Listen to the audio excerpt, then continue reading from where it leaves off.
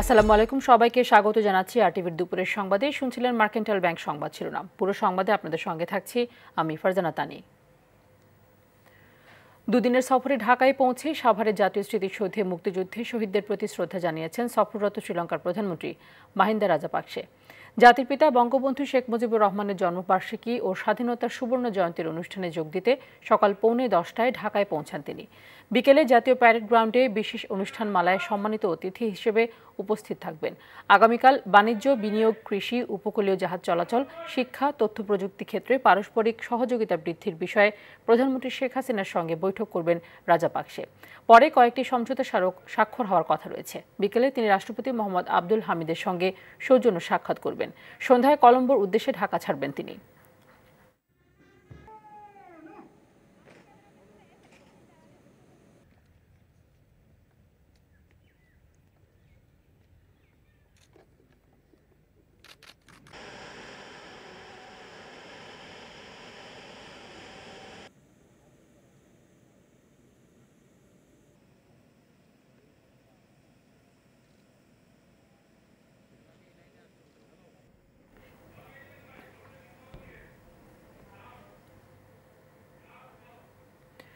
সুনামগঞ্জের শাল্লায় উপজেলার নোয়াগাঁও গ্রামে হিন্দুদের বাড়িঘরে হেফাজতের কেন্দ্রীয় নেতা মাওলানা মামুনুল হকের সমর্থকদের হামলা, লুটপাট ও ভাঙচুরের ঘটনায় থানায় দুটি পৃথক মামলা হয়েছে। বৃহস্পতিবার করা এই দুটি মামলার বাদী শাল্লা থানার এসআই আব্দুল করিম। অন্য মামলার বাদী স্থানীয় হবিপুর ইউনিয়ন পরিষদের চেয়ারম্যান, নওগাঁও গ্রামের বাসিন্দা বিবেকানন্দ মজুমদার বকুল। মামলায় দিরাই থানার সরমঙ্গল ইউনিয়নের চন্দ্রপুর ও নাচনী এবং শাল্লা থানার হবিপুর কাশীপুর গ্রামের 1,500 জনকে আসামি করা হয়েছে। মামলার প্রধান আসামি করা হয়েছে ঘটনার মূল হোতা নাচনী গ্রামের বাসিন্দা স্বাধীন মিয়াকে। শাল্লা থানার ওসি নাজমুল হক জানিয়েছেন, এখন পর্যন্ত 22 জনকে আটক করা হয়েছে। গেল 17 মার্চ বুধবার মাওলানা মামুনুল হকের সমর্থকরা একটি ফেসবুক স্ট্যাটাসকে কেন্দ্র করে নোয়াগাঁও গ্রামের 88টি বাড়িতে হামলা, লুটপাট ও 5টি মন্দির ভাঙচুর করে।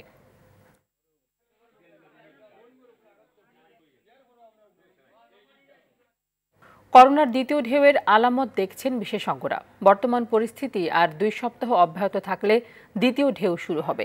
তাই শুধু সরকারের উপর ভরসা না করে জনগণকে সচেতন হয়ে করোনা মোকাবেলার পরামর্শ দিয়েছেন তারা।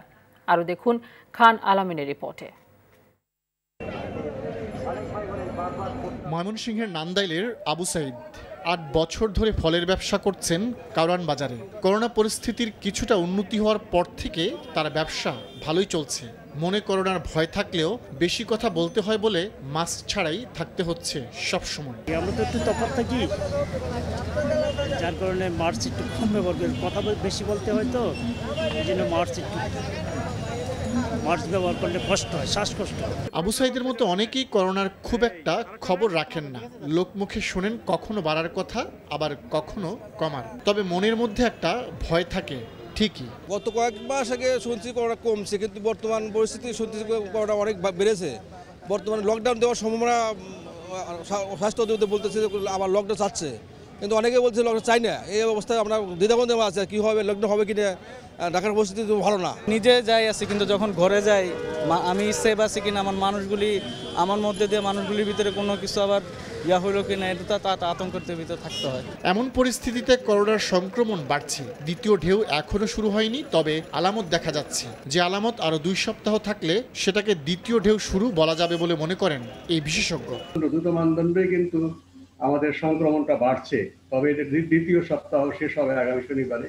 তারপরের 2 সপ্তাহ যদি একই হারে বাড়তে থাকে তাহলে আমরা মনে হয় যে দ্বিতীয় ঢেউকে এড়াতে পারবো না। দ্বিতীয় ঢেউ নিয়ে স্বাস্থ্য মন্ত্রণালয় কিংবা স্বাস্থ্য অধিদপ্তর নানা কথা বলে যাচ্ছে, তবে তাদের ভূমিকাকে গা ছাড়া মনে করছে জনস্বাস্থ্য বিশেষজ্ঞরা। এই বিশেষজ্ঞ বললেন, জনগণকেও সরকারের পাশাপাশি করোনা মোকাবেলায় ভূমিকা রাখতে হবে।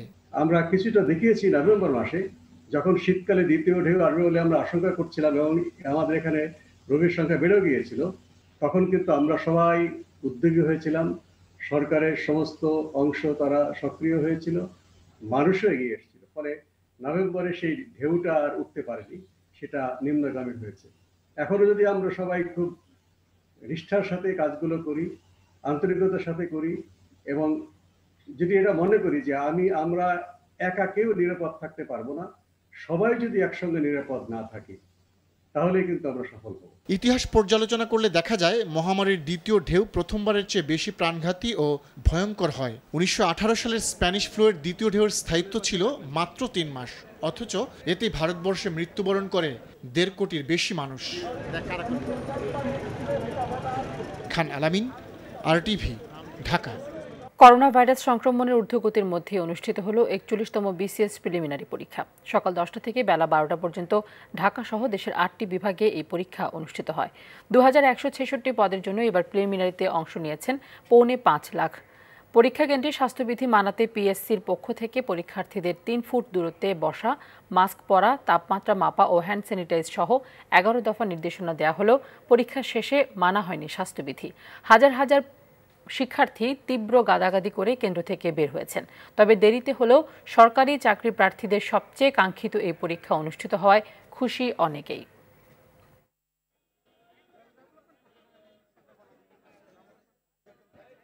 আপনারা তো দেখতে পাচ্ছেন এই যে এটা স্বাস্থ্যবিধি, নিরাপদ দূরত্বের ব্যবস্থাটা কি আছে এখানে?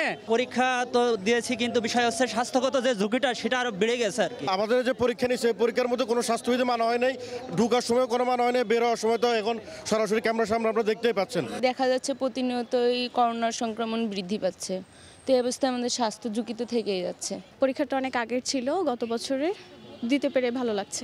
যেটাই বলি না কেন, এই পরিস্থিতিতে পরীক্ষাটা একটু ডিলে করলে এটা ভালো হতো। আজ ২১শে বইমেলার দ্বিতীয় দিন। করোনা পরিস্থিতির কারণে নানা সতর্কতামূলক ব্যবস্থা নেওয়া হলেও বেশিরভাগ ক্ষেত্রেই মানা হচ্ছে না স্বাস্থ্যবিধি। কেবলমাত্র গণমাধ্যম দেখলেই কেউ কেউ সচেতন হচ্ছেন।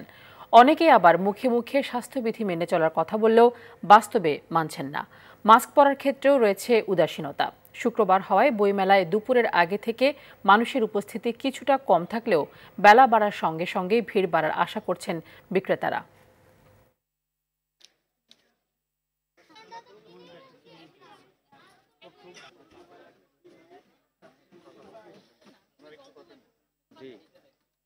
ফেব্রুয়ারি মাসে হলে একদিক দিয়ে ভালো হতো যে বাচ্চারা একটু গরমটা কম ছিল, এখন এই গরমে বাচ্চাদের নিয়ে বের হওয়াটা একটু টাফ। আজকে এখনো ওই পর্যন্ত ওইভাবে ভিজিটার আসেনি, আস্তে আস্তে আর দেখতেছি।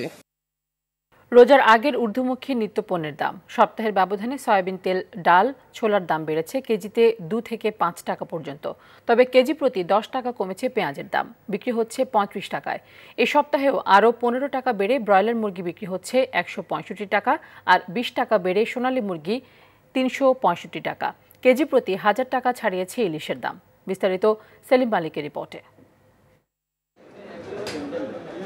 পবিত্র মাস রমজানের বাকি এক মাসেরও কম সময়, এরই মধ্যে বাড়তে শুরু করেছে নিত্য প্রয়োজনীয় পণ্যের দাম। কয়েকদিনের ব্যবধানে সয়াবিন তেল, ছোলা ও ডালের দাম বেড়েছে বেশ খানিকটা। ছোলা বুট ছিল আপনার ৬৫, বর্তমানে ৭০ টাকা বেচতেছি। ডাবলি ছিল ৪০ টাকা, বর্তমানে ৪৫ টাকা বেচতেছি। রূপচাঁদা আমগো ধরতো ৬০০ টাকা, আমরা বেচতাম ৬১০ টাকা। কালকে রূপচাঁদা ধরছে ৬১০, প্রত্যেক লিটারে ২ টাকা করে রূপচাঁদা বাড়াইছে। হঠাৎ চড়া ইলিশের বাজার, সপ্তাহের ব্যবধানে বেড়েছে কেজি প্রতি ১০০ থেকে ১৫০ টাকা। ১.৫ কেজি মাছ বেচতেছে আপনার ১৬০০ থেকে ১৫০০ টাকা কেজি, আর ১ কেজি মাছ বেচতেছে আপনার ১০৫০ থেকে ১১০০ টাকা বেচতেছে।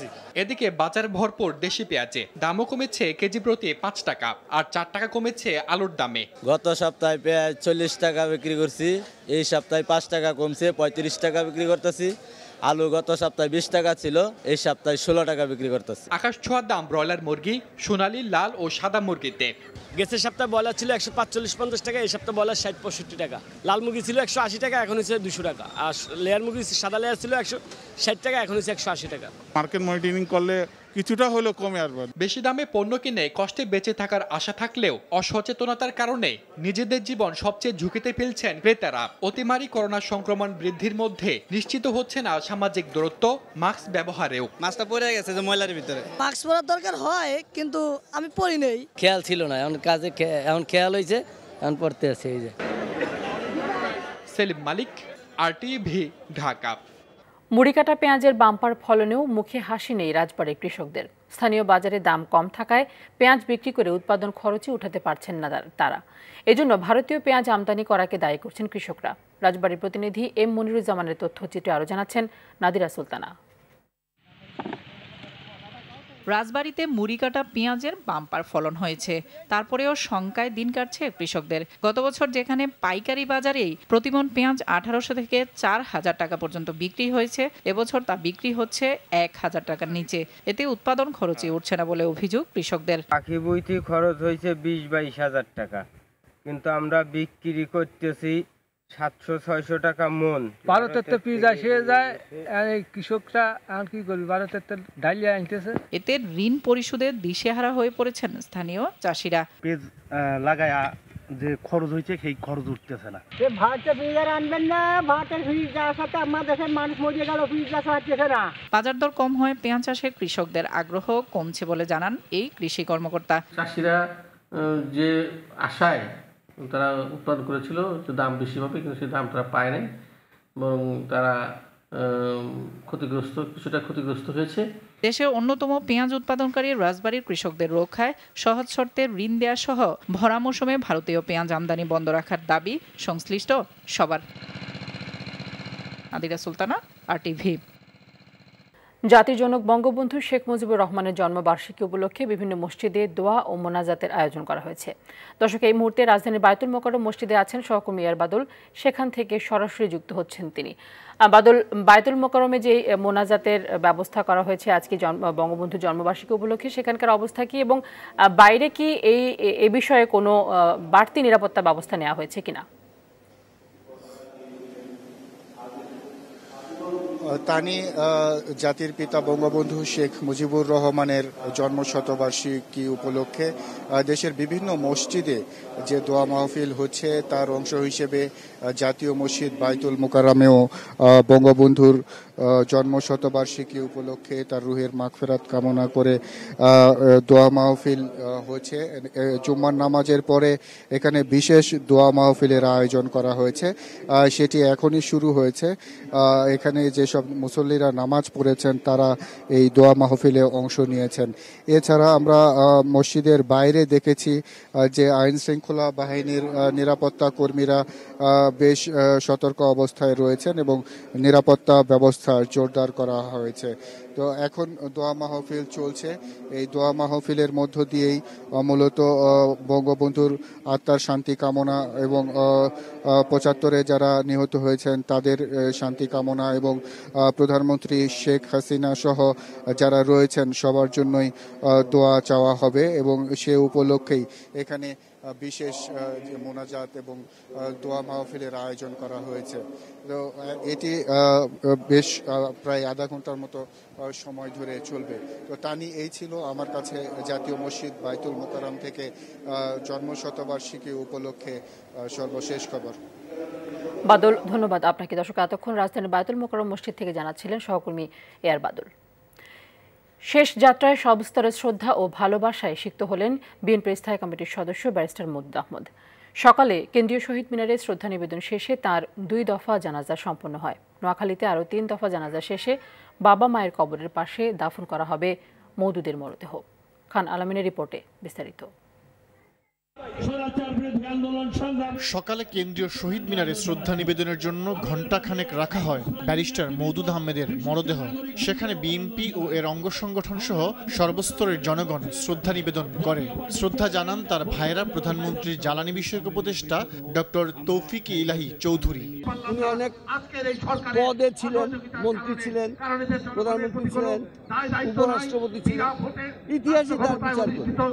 আমি একজন মামুলি মানুষ, আমার এটা সেই যোগ্যতা নাই। সকল রাজনৈতিক দলের এখানে উপস্থিত হওয়া উচিত ছিল। আজকে আমাদের মধ্যে ছোটোখাটো যদিও আমরা যদি একজন মারা যাওয়ার পরও যদি তার প্রতি শ্রদ্ধা জানাতে না পারি, এটা জাতির দুর্ভাগ্য। এটাই আমাদের হলো সবচেয়ে ব্যর্থতা। ৩৭টি মামলা মাথায় নিয়ে তিনি মৃত্যুবরণ করেছেন। তিনি বিভিন্ন সরকারের সময় কারাগারে গিয়েছেন, একটাই কারণ যে তিনি গণতন্ত্রের প্রতি আপোষহীন ছিলেন। তারপর গন্তব্য মওদুদের দীর্ঘদিনের কর্মস্থল সুপ্রিম কোর্টে। সেখানে হয় তার প্রথম জানাজা। প্রধান বিচারপতি, মৎস্য ও প্রাণী সম্পদ মন্ত্রী সহ বিচারাঙ্গনের সহকর্মীরা জানাজায় অংশ নেন। আমি তাকে একদিন জিজ্ঞাসা করেছিলাম যে আপনি রাজনীতিতে যা বলেন লেখায় তো সেটার বিপরীত জায়গা। উনি বলছিলেন যে আমার লেখার ইন্টেলেকচুয়ালিটির সঙ্গে আমি কখনো বিট্রাই করব না, আমার বক্তৃতা থাকবে না, আমার লেখা থাকবে। সেই জায়গায় একজন বুদ্ধিমত্তা সম্পন্ন লেখক হিসাবেও তিনি সম্মানের জায়গায় রয়েছেন। প্রথম জানাজা শেষে দ্বিতীয় জানাজার জন্য মওদুদের মরদেহ নেওয়া হয় নয়াপল্টনে বিএনপির কেন্দ্রীয় কার্যালয়ের সামনে। সেখানে হাজার হাজার নেতাকর্মী জানাজায় দোয়া করেন মওদুদের রুহের মাগফিরাত কামনায়। জানাজা শেষে তার কফিনে শ্রদ্ধা জানানো হয়। বেগম খালেদা জিয়ার পক্ষ থেকে শ্রদ্ধা জানায় বিএনপি ও এর অঙ্গ সংগঠনের নেতাকর্মীরা। এ সময় দলের মহাসচিব মির্জা ফখরুল বলেন, মওদুদ আহমদ বিএনপির একজন অভিভাবক ছিলেন। ব্যারিস্টার মওদুদের এই চলে যাওয়া শুধুমাত্র বিএনপির জন্য নয়, এটি সমগ্র দেশের জন্য, জাতির জন্য একটা অপূরণীয় শূন্যতার সৃষ্টি করবে। ব্যারিস্টার মওদুদ আহমেদ একজন অভিভাবক ছিলেন। ঢাকার যাত্রা শেষ, এবার গন্তব্য জন্মস্থান নোয়াখালী, যেখানে বাবা মায়ের কবরের পাশে সমাহিত করা হবে মওদুদের মরদেহ। খান আলামিন, RTV, ঢাকা। 1971 সালের 19শে মার্চ পাকিস্তানি সেনাবাহিনীর বিরুদ্ধে প্রথম সশস্ত্র প্রতিরোধ যুদ্ধে শহীদ হন নিয়ামত আলী, মনু খলিফা, হুরমত আলী ও কানু মিয়া। দিনটি বাঙালির মুক্তির সংগ্রামে গৌরবোজ্জ্বল ভূমিকা রেখেছে। স্বাধীনতার এত বছর পরেও দিনটি জাতীয়ভাবে পালন না করায় ক্ষোভ প্রকাশ করেন সশস্ত্র প্রতিরোধ যুদ্ধে অংশ নেয়া বীর মুক্তিযোদ্ধারা। জাতীয়ভাবে পালনে প্রধানমন্ত্রী ও রাষ্ট্রপতির হস্তক্ষেপ কামনা করেন তারা। সংবাদ শেষ করব 10 কিলোমিটার সড়কে আলপনার খবর দিয়ে। স্বাধীনতার সুবর্ণ জয়ন্তী ও মুজিব বর্ষকে স্মরণীয় করে রাখতে গাইবান্ধা ফুলছড়ি সাঘাটা সড়কের 10 কিলোমিটার জুড়ে বিশ্বের দীর্ঘতম আলপনা উৎসব শেষ হয়েছে। এর আগে বৃহস্পতিবার শুরু করা হয় এই আলপনা উৎসব। গাইবান্ধার শিক্ষার্থীদের সংগঠন public university students association of Gaibandha শিক্ষার্থীরা এই উদ্যোগ নেয়। জেলা শহরের পুলিশ লাইনের থেকে সাঘাটা উপজেলার ভাঙামোড় পর্যন্ত এই 10 কিলোমিটার সড়কে একটানা আলপনা আঁকার কাজ চলছে। শিক্ষার্থীরা আশা করছেন গিনেস বুক অব ওয়ার্ল্ড রেকর্ডে বিশ্বের দীর্ঘতম সড়ক আলপনা হিসেবে স্বীকৃতি পেতে পারে তাদের এই পরিশ্রম।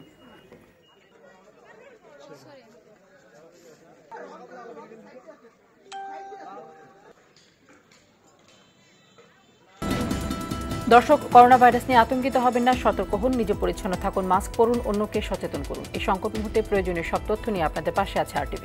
দুপুরের সংবাদ এই পর্যন্ত। RTV সবশেষ সংবাদ জানতে যে কোনো মোবাইল ফোন থেকে 24141 নম্বরে ডায়াল করুন, আর মোবাইল ফোনের সংবাদ দেখতে অ্যাপ স্টোর, গুগল প্লে বা উইন্ডোজ স্টোর থেকে ডাউনলোড করুন RTV অ্যাপস। এছাড়া তাৎক্ষণিক ও বিনোদন সংবাদ জানতে বিশ্বের যে কোনো প্রান্ত থেকে ভিজিট করুন rtvonline.com, facebook.com/rtvonline ও youtube.com/rtvdigitals। এখন থেকে RTV সব বিনোদনমূলক অনুষ্ঠান দেখতে পারবেন RTV প্লাসে। ধন্যবাদ সবাইকে।